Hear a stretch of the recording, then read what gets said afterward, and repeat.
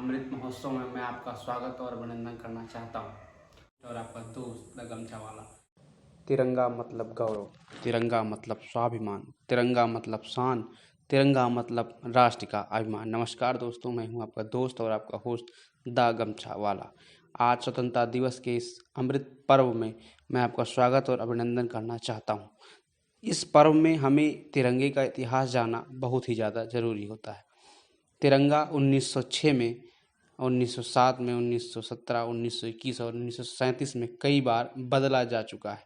इसके आकार और रूपों को कई बार बदला और संशोधित किया गया है, लेकिन 1947 में जब हमारे पिंगली वेंकैया जी ने तिरंगे का स्वरूप निर्धारित कर हमारी संविधान सभा को सौंपा, तो इसे 22 जुलाई 1947 को राष्ट्रीय ध्वज के रूप में मंजूरी दे दी गई। इस तारीख के ठीक 75 बरस बाद हमारे प्रधानमंत्री जी ने हर घर तिरंगा, घर घर तिरंगा अभियान की घोषणा की। अभियान की घोषणा होते ही लोग हमेशा की तरह दो पाले में बट गए। कुछ समर्थन तो कुछ विरोध पर उतर आए। किसी ने राष्ट्रीय चेतना की दुहाई दी तो किसी ने तिरंगे के अपमान की नाराजगी दर्ज कराई।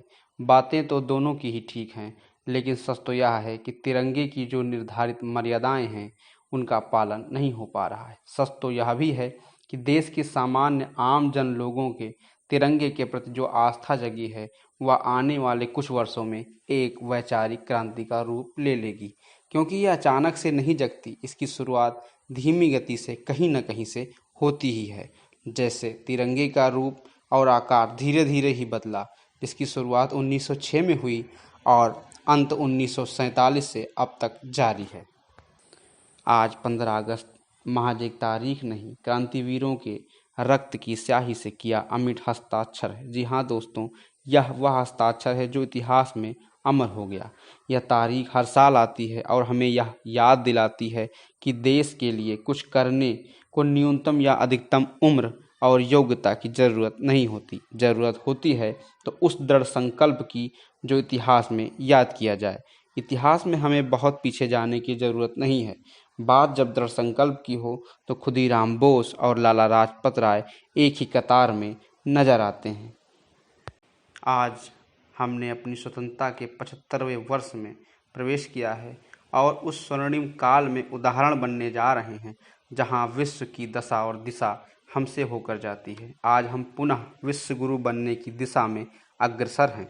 भारत को विश्व गुरु बनाने की भावना रखने वाले पूर्व प्रधानमंत्री अटल बिहारी जी ने कहा था, आहुति बाकी यज्ञ अधूरा, अपनों के विघ्नों ने घेरा, अंतिम जय का वज्र बनाने नौ दधीच हड्डियां गलाएं, आओ मिलकर दिया जलाएं, आओ मिलकर दिया जलाएं। मैं अपने समस्त भारतीयों और दर्शकों और दोस्तों से कहना चाहूँगा कि आपने तिरंगा लगाया है या नहीं लगाया है ये मायने नहीं रखता है, लेकिन तिरंगे का सम्मान बना रहे ये मायने रखता है। मैं कल से देखूँगा रोड पे, रास्ते पे, कहीं भी अगर हमें तिरंगा अपमानित की दृष्टि में दिखता है, हमें उसे उठाना है, उसे ससम्मान एक स्थान पर रखना है और उसकी रक्षा करनी है, ताकि हम अगले वर्ष फिर से उसको अपने झंडे पे, अपने घर पे, अपनी दुकान पे लगाएं और उसका सम्मान करें।